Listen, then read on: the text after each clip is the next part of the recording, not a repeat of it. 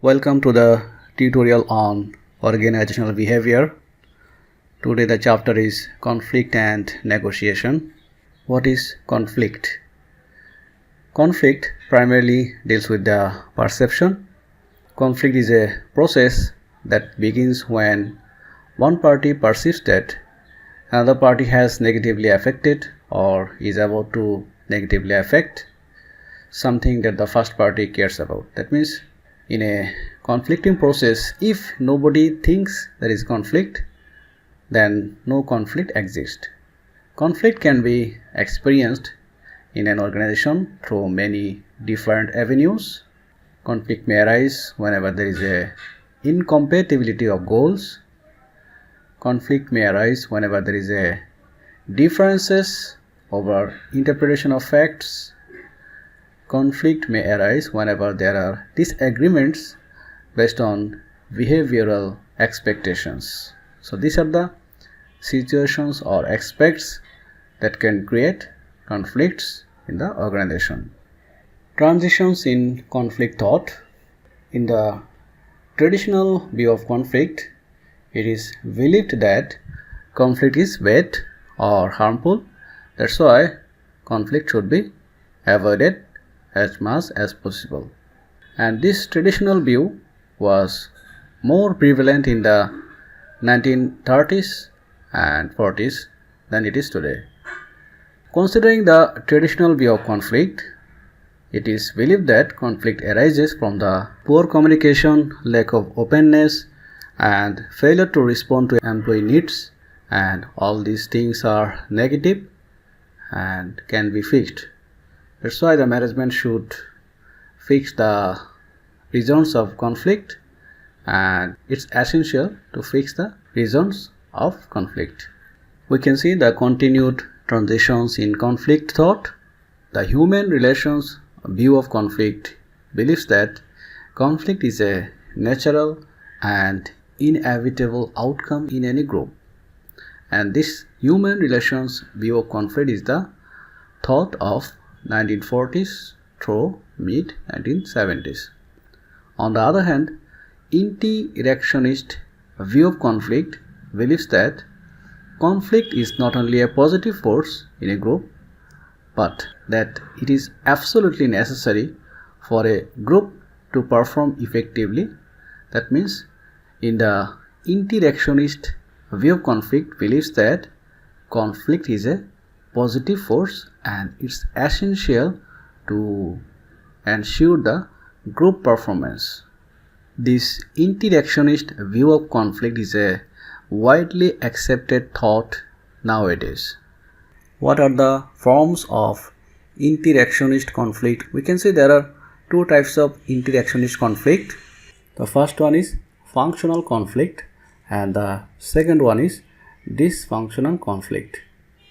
The functional conflict supports the goals of the group and improves its performance. On the other hand, the dysfunctional conflict hinders group performance.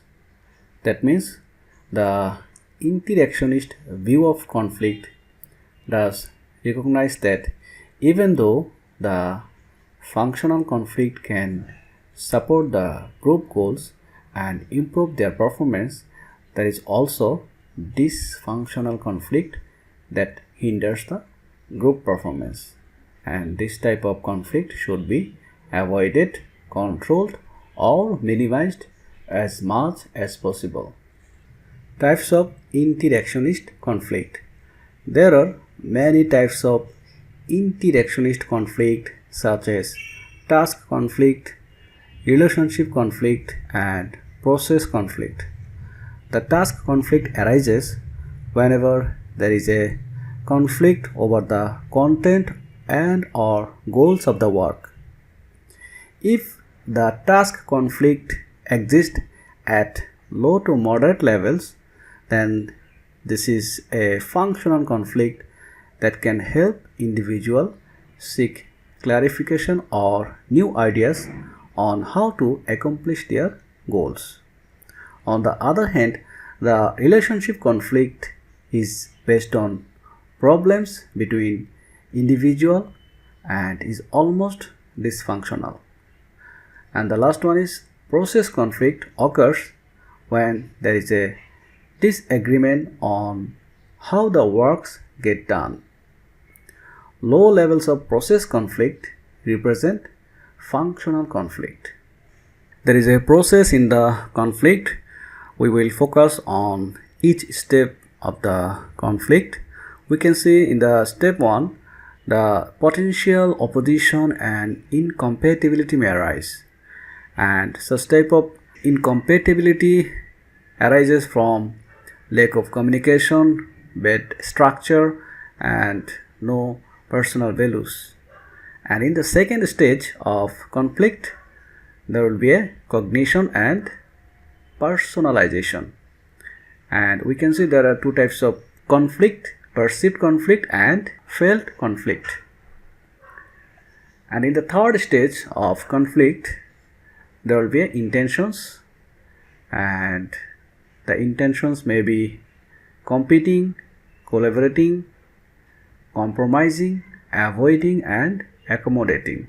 And in the fourth stage, the conflict will be represented in behavior.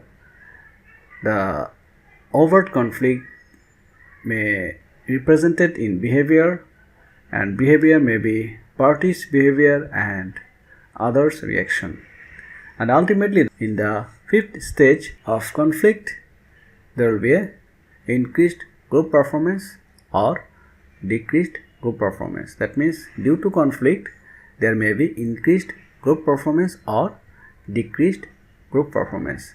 So there are 5 steps, and all the steps will be discussed thoroughly in the next slides. Stage 1 of the conflict process is potential opposition or incompatibility. In stage 1, there are 3 main conditions that can cause conflict to arise. They are communication, structure, and personal variables. Communication may cause conflict when words mean different things to different people and misunderstandings result. Communication can be functional to a point, but when too much communication is given, it can cause frustrations, and sometimes there are barriers in place to effectively hear what is being communicated. That means whenever there is too much communication, it may create noise, and noise will distort the message. And due to lack of communication, the conflict can arise.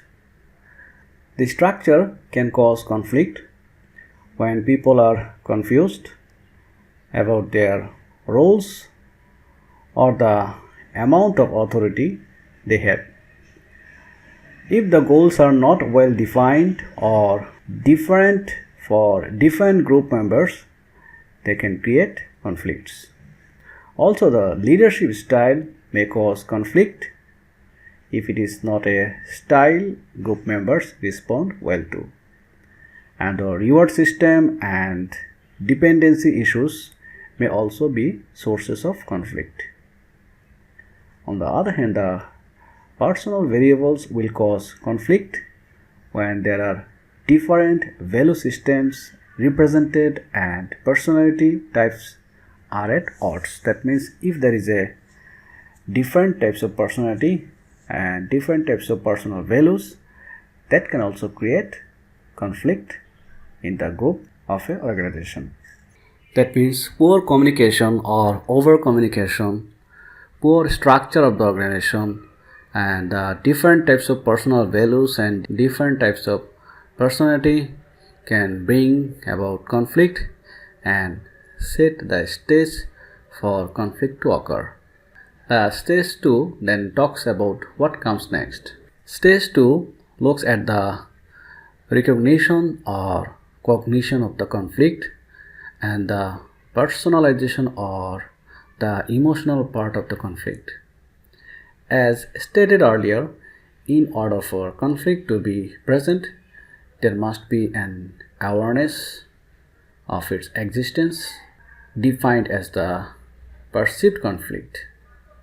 Once people are aware of the conflict, the emotions are expressed that can impact the outcome of the conflict.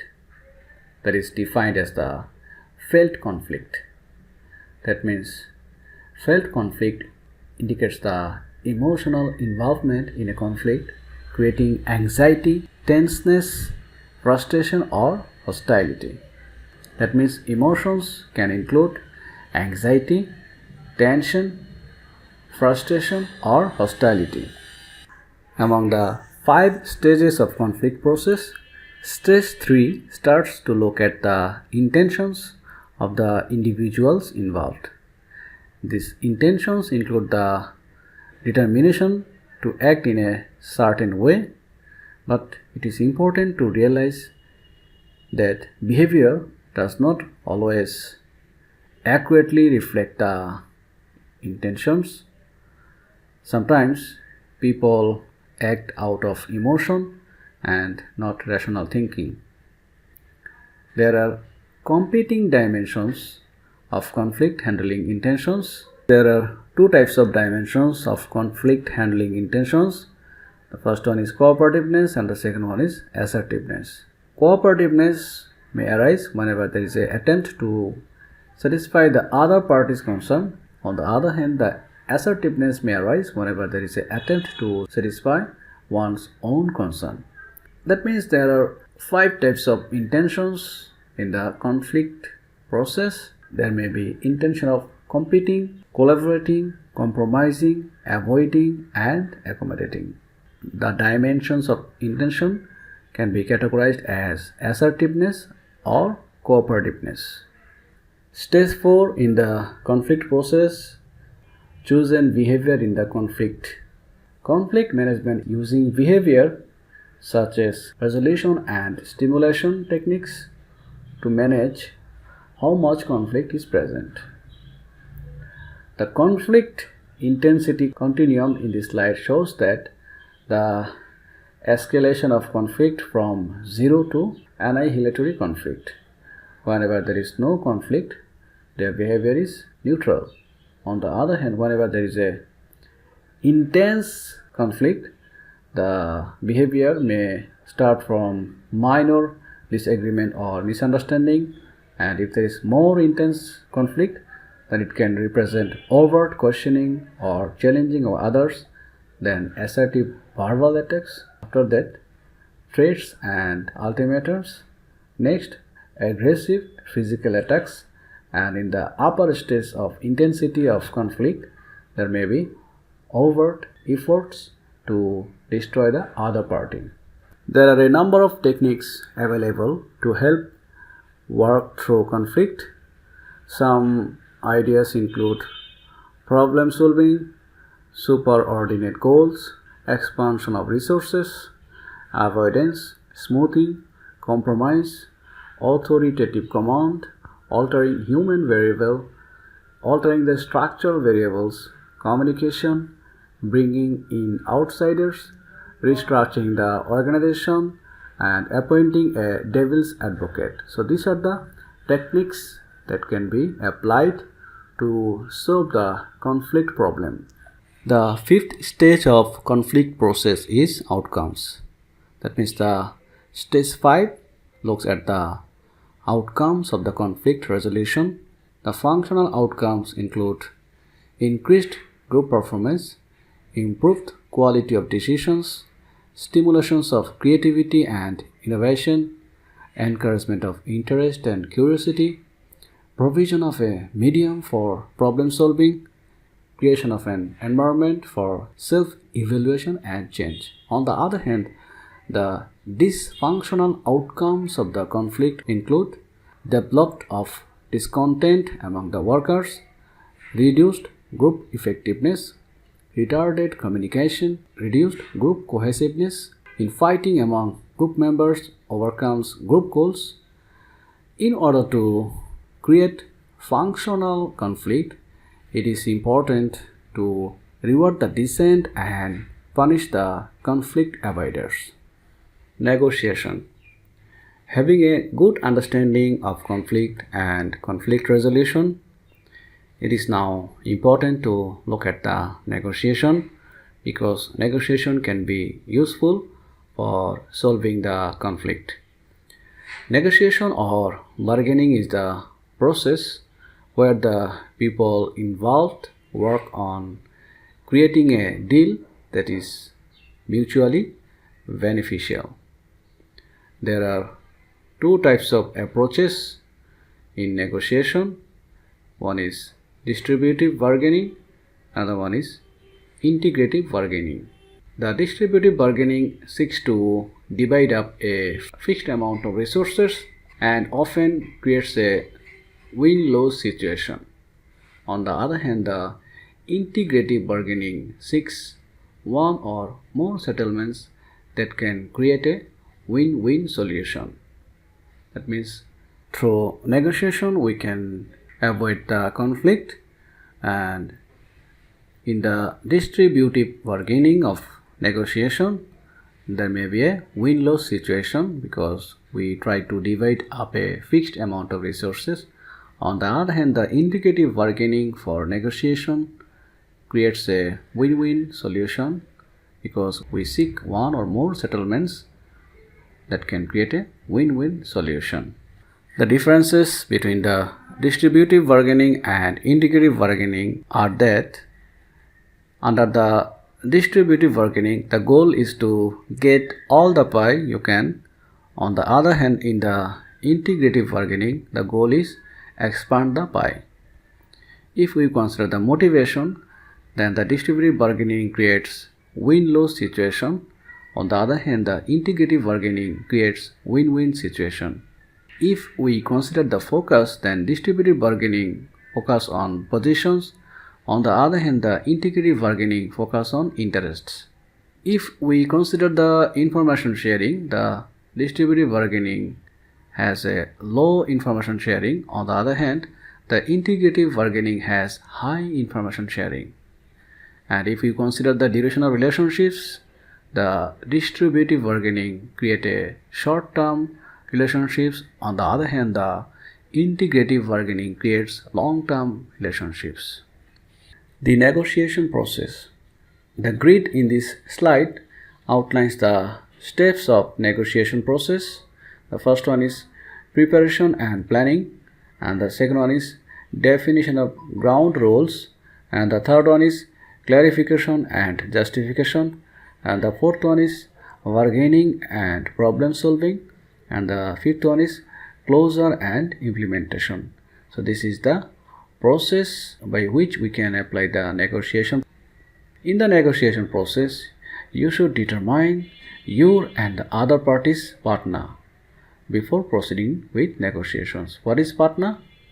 Partner represents the best alternative to a negotiated agreement, or the lowest acceptable value you will take for a negotiated agreement. Then anything above your partner is a good negotiated outcome. Individual differences in negotiation effectiveness. Many individual differences are interwoven in the negotiation process and impact the effectiveness of the outcomes.